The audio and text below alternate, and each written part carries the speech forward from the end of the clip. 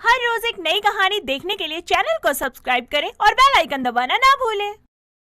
नमिता की शादी किशन नाम के अच्छे लड़के से हुई थी।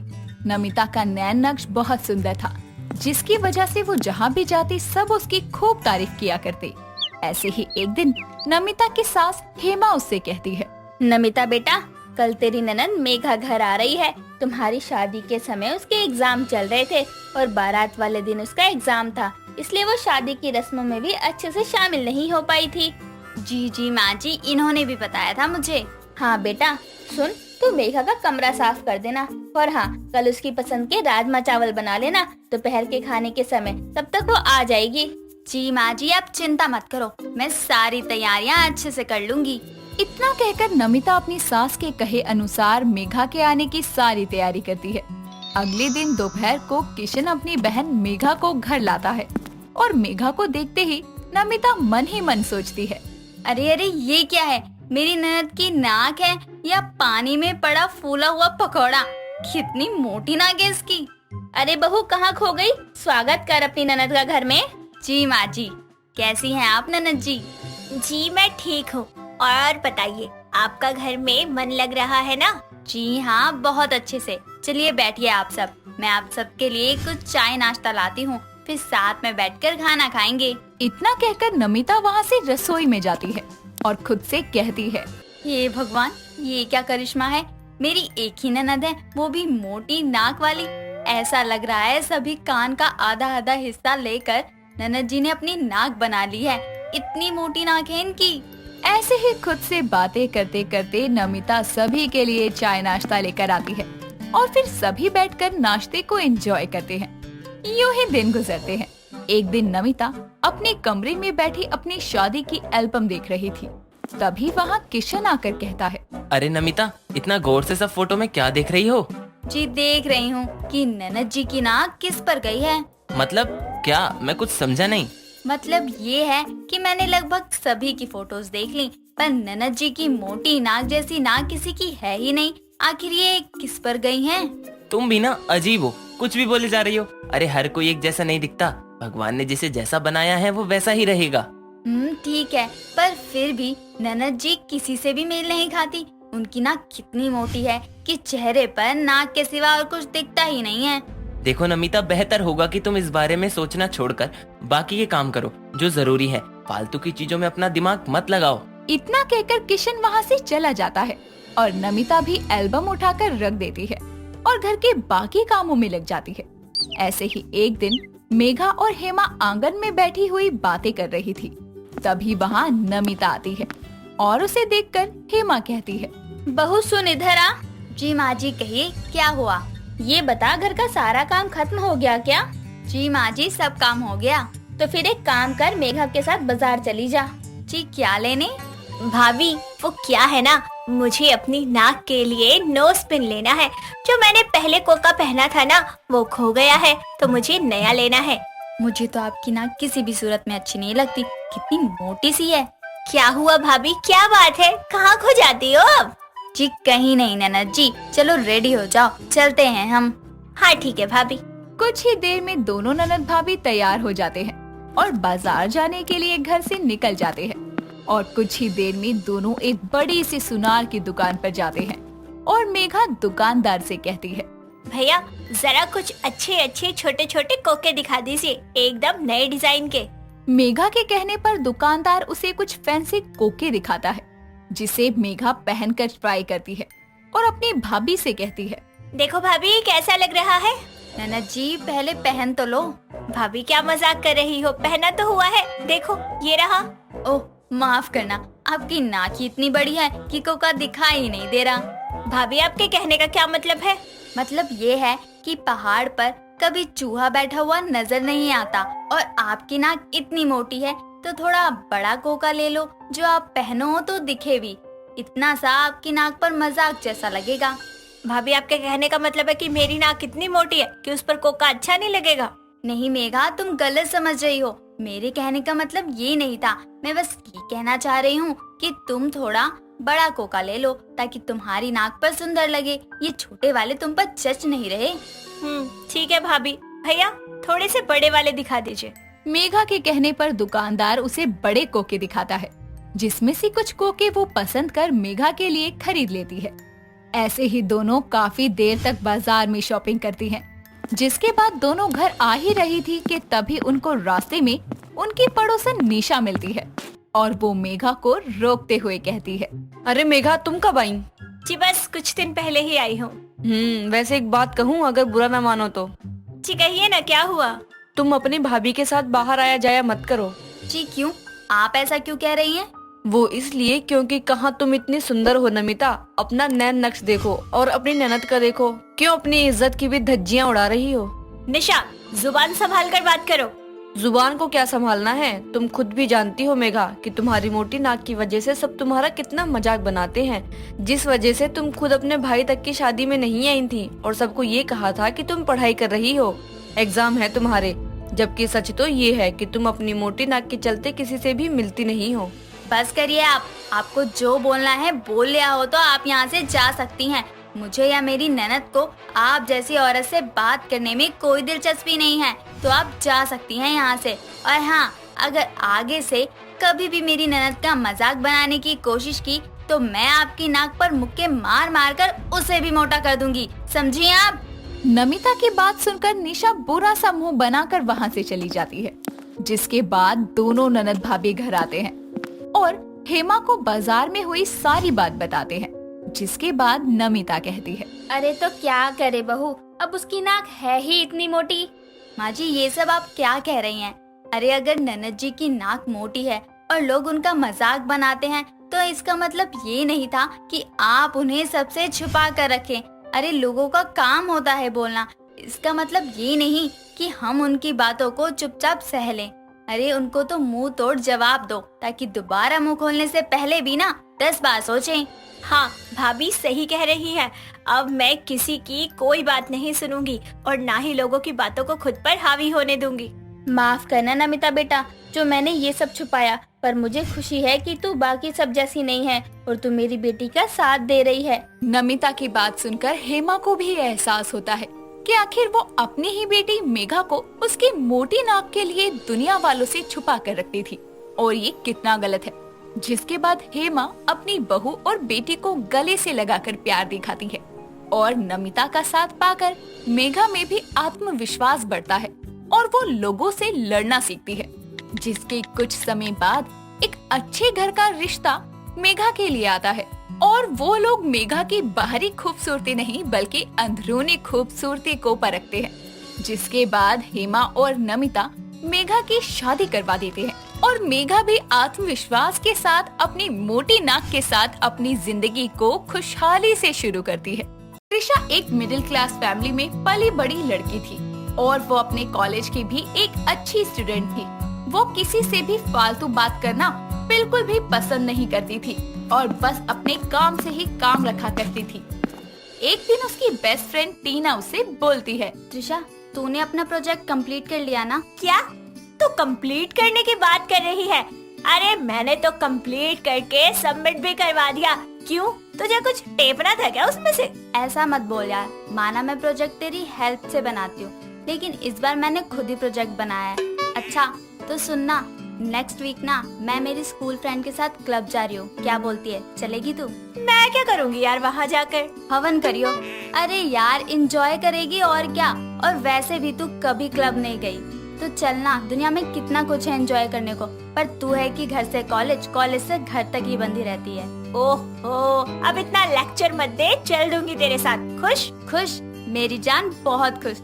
चल अब फिलहाल तो घर चलते हैं। इतना कहकर दोनों घर चली जाती हैं और ऐसे ही कुछ दिन बीत जाते हैं और संडे की सुबह त्रिशा तैयार होकर अपनी माँ हेमा से बोलती है, माँ कुछ खाने को दे दो। इधर आ, संडे के दिन कॉलेज में झाड़ू पोछा करने जा रही है क्या?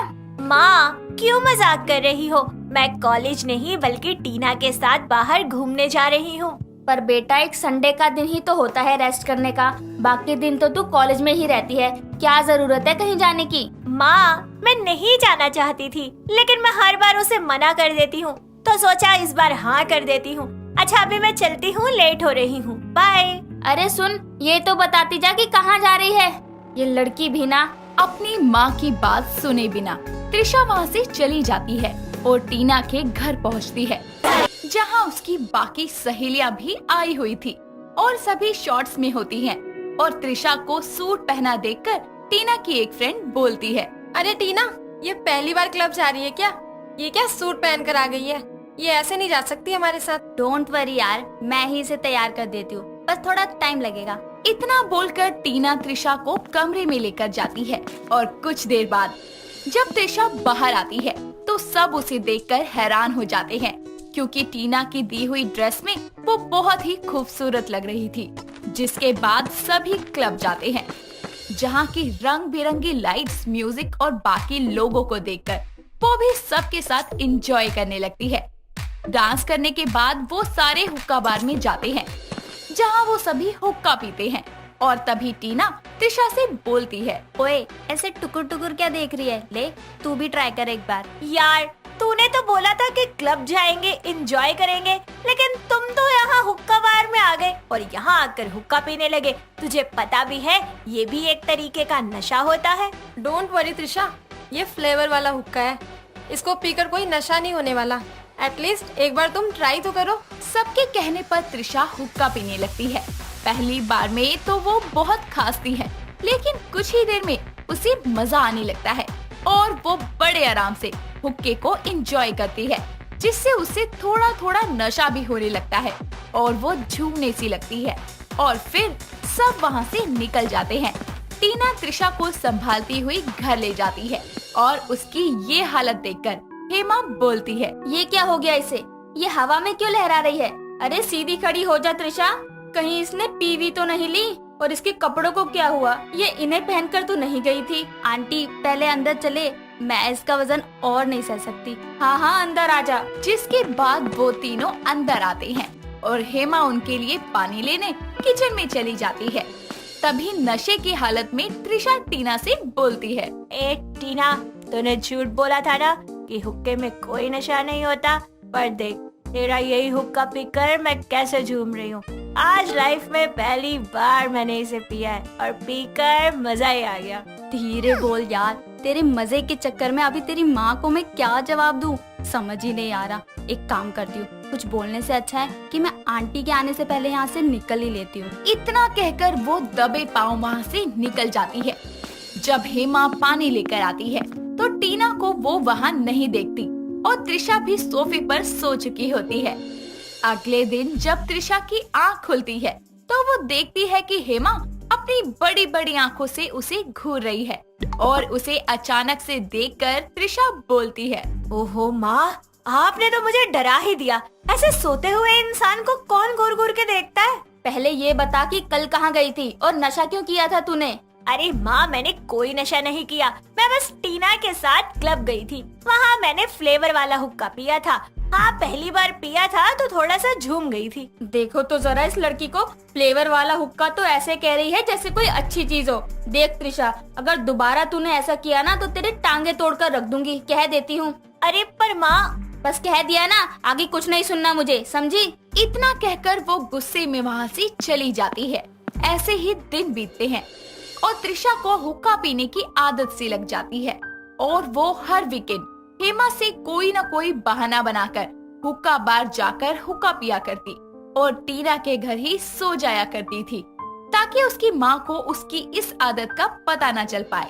और ऐसे ही एक दिन वो हुक्का बार में हुक्का पी रही होती है कि तभी उसकी नजर वहीं बैठकर हुक्का पीते रोमिल पर जाती है, जो कि उसी की तरफ देखे जा रहा होता है। तभी त्रिशा उसके पास जाकर बोलती है, ए मिस्टर, आगे फाड़ फाड़ के क्या देख रहे हो? आज से पहले कभी किसी लड़की को हुक्का पीते हुए नहीं देखा क्या? कब से देख रही हूँ, देखे ही जा रहे हो। अब क्या ही कहूँ मोहतरमा, आप हुक्के के नशे में हैं और मुझे आपको देखकर ही नशा हो गया। अच्छा, फिर तो इसमें आपका बहुत फायदा है, क्योंकि इस नशे से आपको कोई नुकसान नहीं होने वाला। और दोनों एक दूसरे को देखते ही रहते हैं और पहली मुलाकात में ही अपना दिल एक दूसरे को दे बैठते हैं, जिसके बाद वो लोग आपस में मिलने लगते हैं, कभी क्लब में तो कभी हुक्का बार में। ऐसे ही समय बीतता जाता है और दोनों अपने पेरेंट्स को एक दूसरे के बारे में बता देते हैं और उनकी शादी हो जाती है। शादी के बाद कुछ समय के लिए उसका हुक्का पीना छूट जाता है। लेकिन एक दिन जब वो बाजार जाती है तो एक बर्तन की दुकान पर हुक्का देखकर उसे खरीद लेती है और घर आकर खुद ही देसी हुक्का बनाती है और अपने कमरे में अंधेरा करके बिल्कुल हुक्का बार वाला माहौल बनाकर हुक्का पीने लगती है। उसी वक्त उसकी सास कावेरी वहाँ आती है और उसे हुक्का पीता देखकर हैरान हो जाती है और कमरे की लाइट्स को ऑन करके बोलती है, बहू ये सब क्या है? तूने कमरे में इतना धुआं क्यों कर रखा है? ऊपर से दरवाजा बंद करके बैठी है। अरे मरना है क्या? सासू माँ, आपने देखा आपकी बहू कितनी टैलेंटेड है, अपने कमरे को ही हुक्का बार बना डाला। तेरा प्यार प्यार प्यार हुक्का बार।